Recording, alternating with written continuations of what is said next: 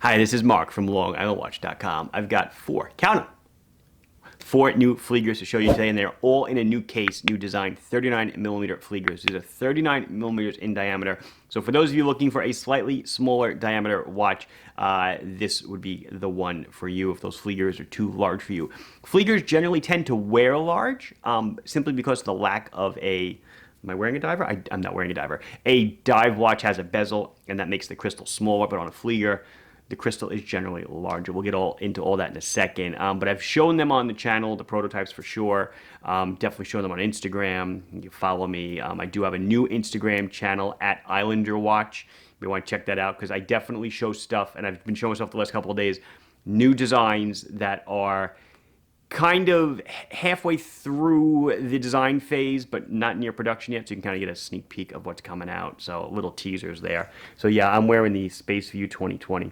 I'll do a video on this guy eventually. Maybe kind of like a watch and learn. I did dive into the patent that they wrote for it. It's like a 40-page patent, but mostly it's just the use of electrostatic generators as opposed to electromagnetic generators that I guess would be used maybe like in a kinetic watch. It's kind of the main difference, but pretty cool what they did.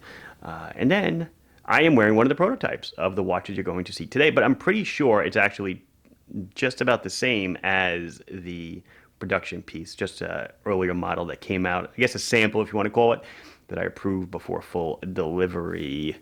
That's about it. Let's check out the Fliegers.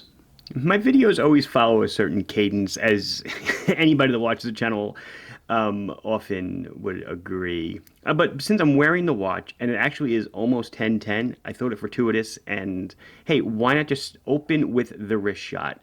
So this is one of the new Islanders that I'm going to show you. Again, this is the one I was wearing in the opening. It's a 39 millimeter diameter Flieger, but this is it below the bone, above the bone. And now we have one less thing to do later in the video. Okay, let's get to the details. So 4 watches on the docket for today. Again, all the same case, all 39 millimeters. 2 whites, 2 blacks, 2 A's, 2 B's. I like how that worked out, and I just kind of put them down randomly. We're looking at ISL 105, 107, 111, and 113. You'll figure it out when you go to the website to check them out. But they all, of course, share the same DNA. Everything about them is the same. Just the hands and the dials and the straps. So I guess there is a lot. Will vary. Who should we start with? Should we start with like conventional B dial for all of the fun stuff, or should we go with something a little more non-conventional? I'm gonna go non-conventional. I'm gonna go with the white Flieger, because the white Flieger, I don't know, at least as far as I know, well, yes, I am unscrewing a crown, is not something that you usually see. Now let's start her up. So, ready? Let's go. 39 millimeters in diameter, 12 thick.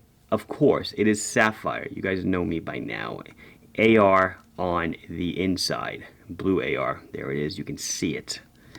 12 millimeters thick. 46 on the lug tip to lug tip. Starting to give you weight whenever I remember. 78 grams with the strap. So a nice weight. Case back, just like, oh, it's got a sticker on it.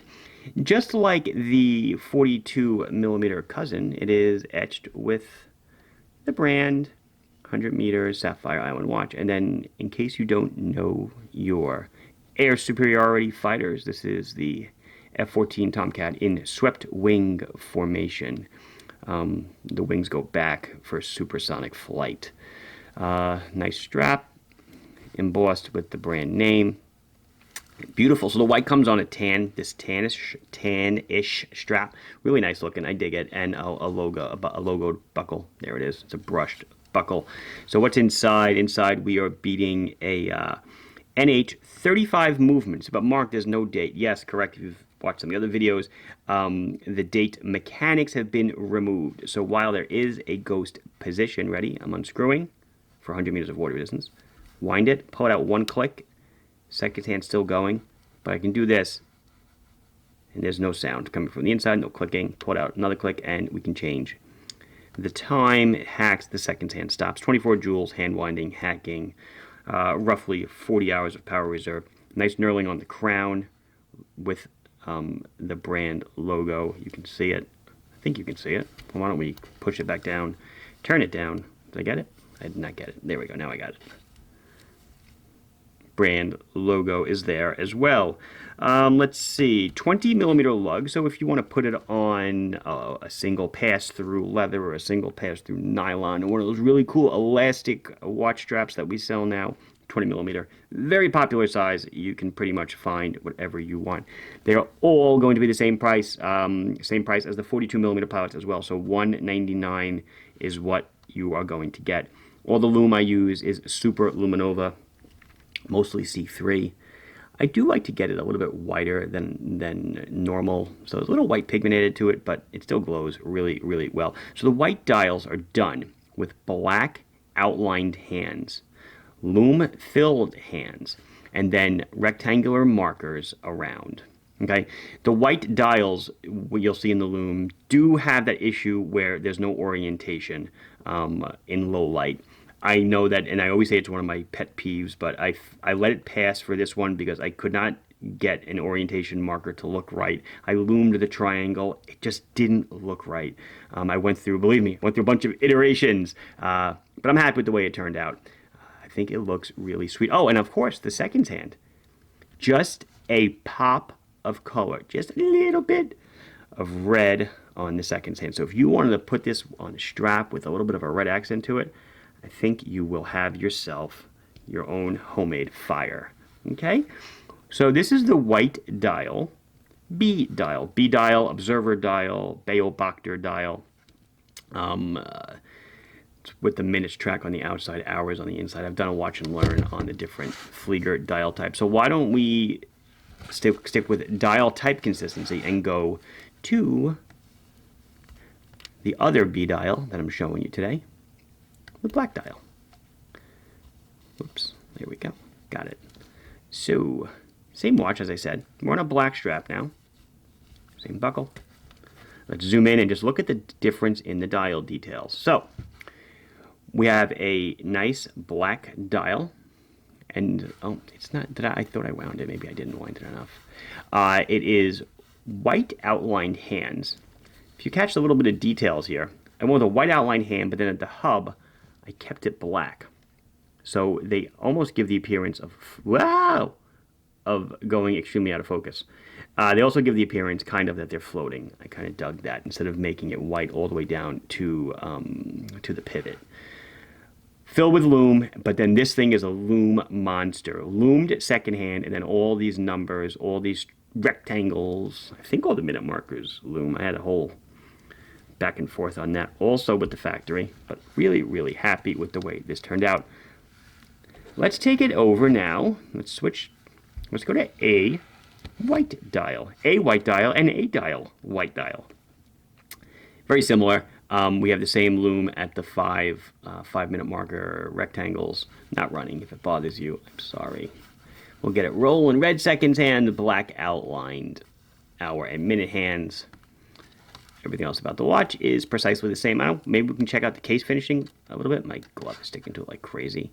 Brushed on the sides, brushed bezel.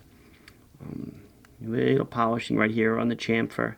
Looks really nice. Polishing on the edge of the case back, and a brushed case back, which is etched. I don't know. Everything on this looks fine. Extremely, extremely simple, and you will know that, like all the other Fliegers, 100% unbranded when you're looking dial side. And then the A dial, black dial. I don't need to show you. I don't need to wind it, do I? Okay, so again with the white outline hands, black root, Lume seconds hand. Very simple, tells the time, does the job. Again, I'm really happy with the way all 4 of these came out.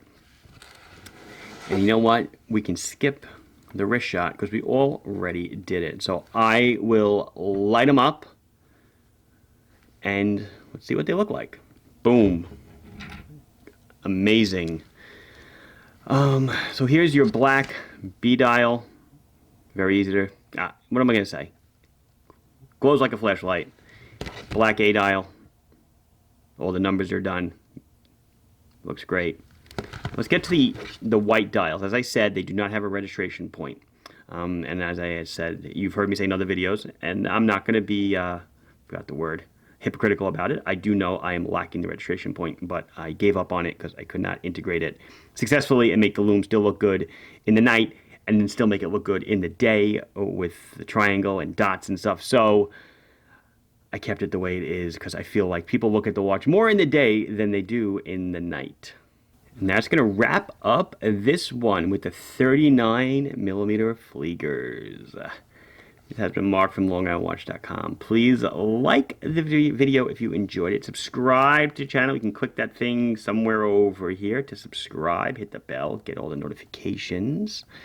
Questions and comments, queries, anything else you want to say, put it below. I try to read them. I try to respond, for the first kind of half a day to a full day, depending on how many comments there are. I mean, some of my videos get like 200-300 comments, and I actually reply to every single one, which, I don't know, I guess I have some kind of insanity going on in my brain. Anyway, and I'll see you in the next video. Thanks so much. Bye-bye.